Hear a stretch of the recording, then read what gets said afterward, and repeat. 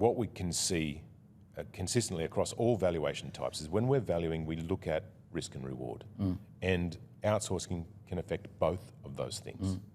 So one of the things you would be expecting is that when you outsource, you will see a reduction in your overhead. When we talk about outsourcing, are you talking about outsourcing to a bookkeeper down the road or offshore outsourcing? It could be either, but essentially, if you're doing offshore outsourcing, There's I a guess, big cost, obviously, consideration when you're offshore outsourcing, approximately half compared to onshore here. So that's already a big margin there. I mean, quite often you're offshoring because you're going to be reducing overhead significantly. Whereas if you're offshoring, if you're outsourcing, locally, you have a staff, you're you have a essentially staffing issue, mitigating staff risk, yes, staff risk, and being able to essentially bring in services as and when needed, picking them up and dropping them as necessary. Yep. Offshoring is more a long-term strategy for reduction of wages overhead over an extended period. And the effect of that is an improvement, or it ought to be, and if it's not, then you need to look at it, an improvement of your profitability, which is one of the aspects of valuation. It's risk versus reward, okay? So if your reward has improved, now we look at the risk. And that's the other aspect that we need to consider.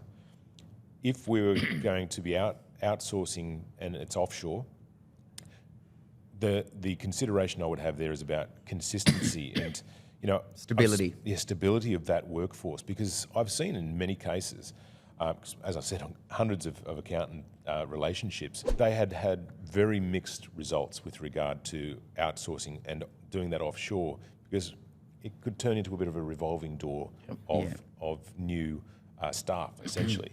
And, a staff member that is leaving and a new one coming in, you still have to train them up. It doesn't matter whether they're onshore or offshore. And so having that revolving door created really an admin impost, and sometimes that skilling up process took too long. And again, you're wasting onshore. You're wasting onshore resources that could be used in other areas to train offshore. Almost, if it's not done to such a bad extent, almost you can erase the entire the cost saving because you've got someone onshore just managing that. Yeah, your profitability doesn't improve because if you have that revolving door issue, then it's just creating problems. And so I've seen that happen in many cases, but the ones that are done well, and they can retain staff over a longer period of time, the cost savings can be very real, and it frees up your onshore staff to do things that they've been too busy doing compliance work and things. So now they can all of a sudden maybe provide more value-add advisory services that really help the clients. So the partners can concentrate on the high end, make more dollars per hour. Well, look, the partners ought to have been doing that in the first place, but it's the next couple of few levels that really, they might have been managing the workflow. Your managers, senior managers, or associates, whatever they want to call them. They've been managing that process and managing staff in-house to watch eagle-eyed to make sure everything gets done properly. And those are the ones that I think will see a lot of their time freed up to then devote to other value-add services. So you're looking for an outsourcer that's actually managing their staff. You should have full-time staff so that particular job is not needed. Well, there's continuity. There's continuity in process and relationship with the onshore staff in the practice to be able to,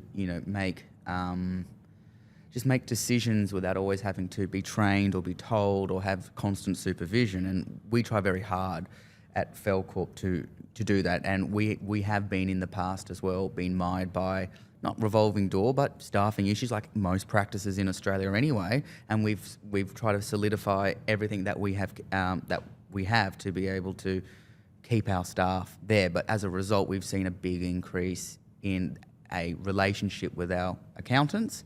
In fact, we have a really good trust with them, and it's a hard thing to really get. That's why we encourage them to talk directly to our accounting firms. It's a cultural piece. It's the cultural piece.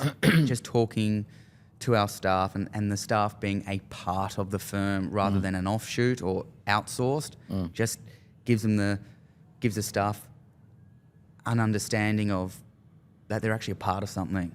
And it's a hard line to balance, and there is cultural issues, but but we take your point. We commonly see other offshore providers with revolving doors, and they get burnt. And it's a very, very hard. We know it works, offshore outsourcing, but then to come make that actually work for them after they've been burned is a very hard sale. And absolutely, and it's, I guess it's an airy-fairy term, but it's a holistic approach.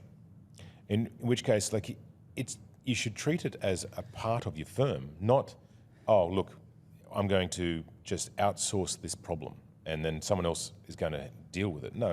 What you're doing is you're getting a new staff member. that's correct, yeah. And your new staff member is just not in your office. And that is a tricky thing to get your head around.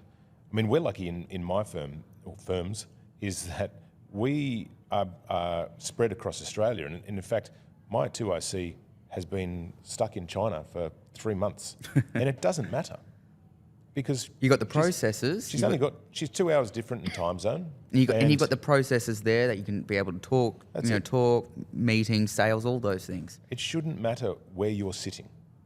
As long as, I mean, with the advent of the internet and, which has been The around interweb. a little while now, Yes. the interwebs, it's been around for a while now. So you should be able to harness the tools that are available to you to essentially create a seamless experience for the client. So short answer, if it's run properly, it's a great benefit. It's going to be an increase to your But valuation. it has to be a part of everything. It's Yeah. Yep. And communication is key across the entire team.